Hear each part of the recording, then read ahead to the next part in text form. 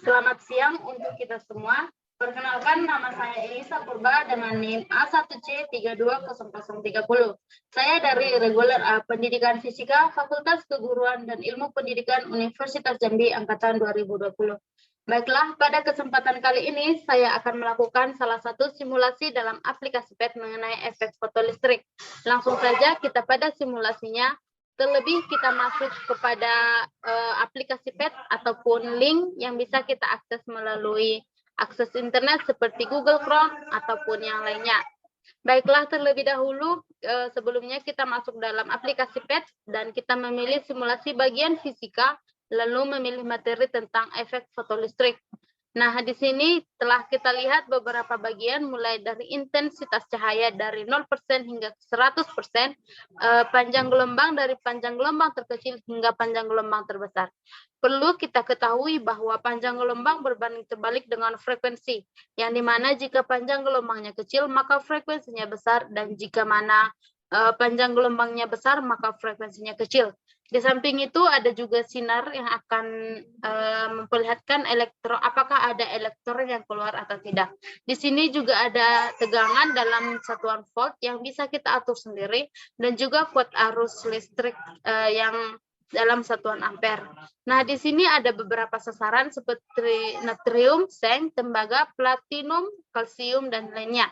Nah, pada kesempatan kali ini kita akan memilih sasaran sebagai natrium saja. Selain itu, di sini juga ada grafik yang dimana grafiknya dari arus versus tegangan baterai, dan juga arus dengan intensitas cahaya, dan juga energi elektron dengan frekuensi cahaya. Di sini nanti akan menampilkan grafik-grafik tertentu jika kita melakukannya di sini. Baiklah, perlu kita ketahui bahwa efek fotolistrik adalah elektron yang dipancarkan dari permukaan zat tertentu ketika terkena sinar matahari. Dalam simulasi kali ini kita akan melakukan 3 macam percobaan, yaitu yang pertama pengaruh panjang gelombang terhadap efek fotolistrik, pengaruh intensitas terhadap konsep potensial, dan juga pengaruh intensitas cahaya terhadap kuat arus fotoelektron. Langsung saja kita pada bagian yang pertama. Untuk bagian yang pertama, pengaruh panjang gelombang terhadap efek fotolistrik ini, kita akan melakukan 3 kali percobaan nantinya.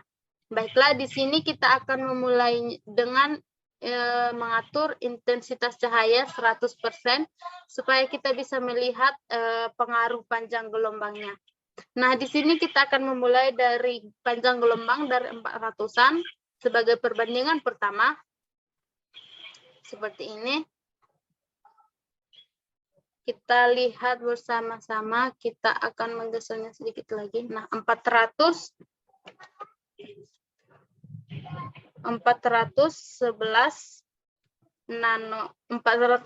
nanometer sebagai panjang gelombang, kita bisa melihat bahwa elektron yang terlepas itu sangat banyak dan pergerakannya cepat.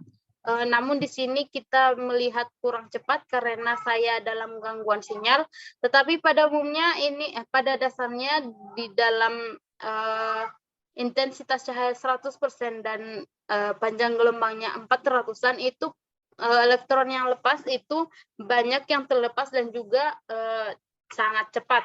Baiklah, kita buat ke perbandingan yang kedua, kita akan menggunakan 500-an. Sebagai perbandingan yang kedua, baiklah 508 nanometer. 510 nanometer. 510 nanometer. Oke, dapat kita lihat dengan jelas perbandingannya tadi. Jika yang tadi banyak elektron yang lepas dengan cepat, di sini elektronnya semakin sedikit dan juga melambat. Dapat kita lihat elektronnya semakin sedikit dan percepatannya itu semakin melambat.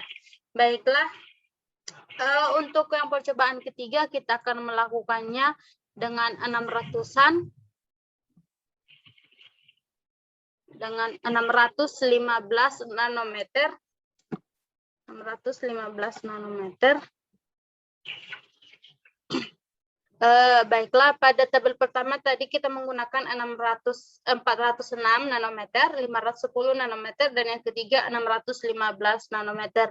Nah, di sini dapat kita lihat bahwa tidak ada elektron yang terlepas. Ini tadi elektron tersisa dari hasil panjang gelombang yang 500-an. Dan di sini yang ketika 600-an, itu panjang gelombang 600-an nanometer tidak menghasilkan elektron, tidak melepaskan elektron-elektron. Oke, baiklah, telah kita lihat tadi perbandingan pengaruh panjang gelombang terhadap efek fotolistrik. Dapat kita lihat perbandingannya dan dapat kita simpulkan bahwa semakin panjang gelombang, maka tidak akan ada elektron yang dilepaskan jikalaupun ia berada dalam intensitas 50% ataupun 100%. Baiklah, demikianlah percobaan untuk analisis yang pertama. Sekarang kita memasuki analisis yang kedua, yaitu pengaruh intensitas terhadap konsep potensial.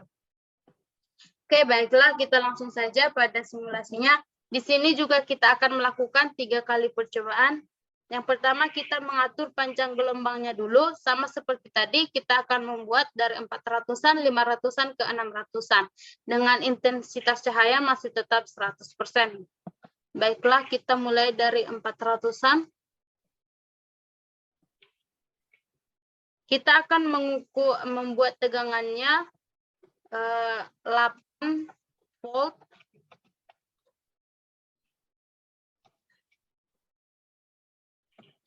Volt seperti ini, menuliskannya terlebih dahulu 403 nanometer dengan 8 volt.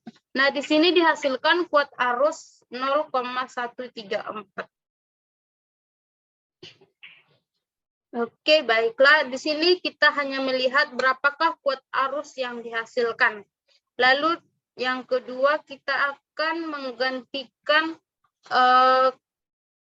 panjang gelombangnya menjadi 500-an. Di sini dapat kita lihat bahwa elektronnya terlepas sangat banyak. Kita menggeser ke arah 500-an.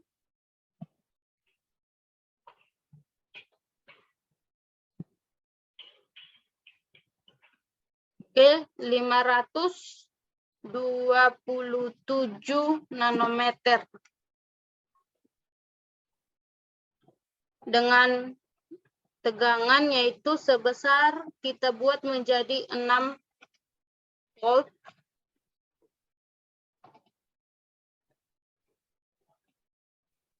Seperti ini.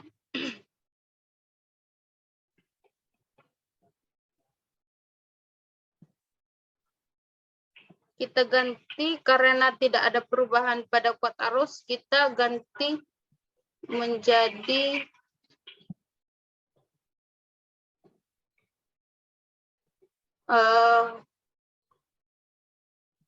400-an lagi. Oke.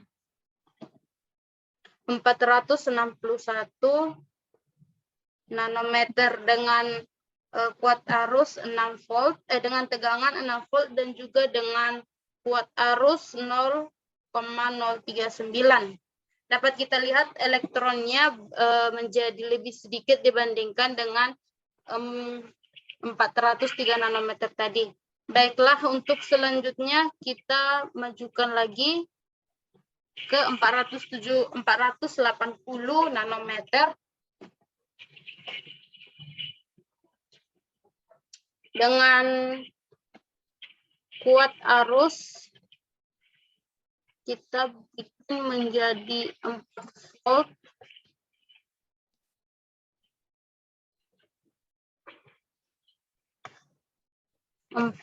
Oke, di sini kita bikin menjadi 4 volt.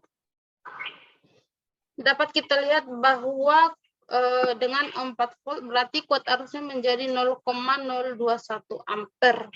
Dan dapat kita lihat bahwa elektronnya semakin sedikit keluar dari sumber cahaya ini, dari sumber cahaya negatif ke sumber cahaya positif ini. Oke, baiklah teman-teman, demikianlah simulasi tentang pengaruh intensitas terhadap konsep potensial. Dari perbandingan-perbandingan yang telah kita lihat bahwa panjang gelombang dan juga tegangan berpengaruh terhadap kuat arus. Di sini dapat kita lihat semakin sedikit tegangan maka semakin sedikit pula kuat arusnya. Namun panjang gelombangnya kita buat semakin meningkat. Baiklah, untuk yang ketiga yaitu pengaruh intensitas cahaya terhadap arus fotoelektron. Nah, di sini kita akan membagi 3 intensitasnya yaitu 100%, 50% dan juga 0%. Kita mulai dari intensitas 100%. Oke, intensitas 100% di sini. Dengan panjang gelombang, kita mulai dari panjang gelombang terkecil, yaitu sekitar 483 nanometer. 483 nanometer.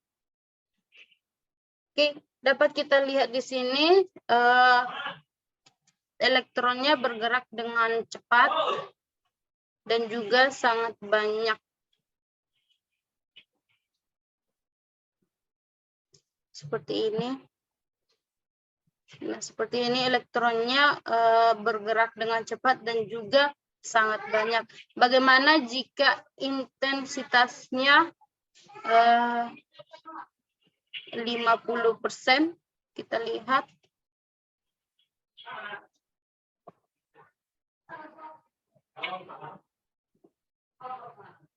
50% sebagai perbandingan kedua, 52% sebagai pertengahannya. Oke, baiklah, di sini dapat kita lihat bahwa elektronnya itu banyak juga yang terlepas, namun kecepatannya semakin berkurang dibanding dengan kecepatan elektron yang pertama tadi. Nah, bagaimana jika dengan 0%?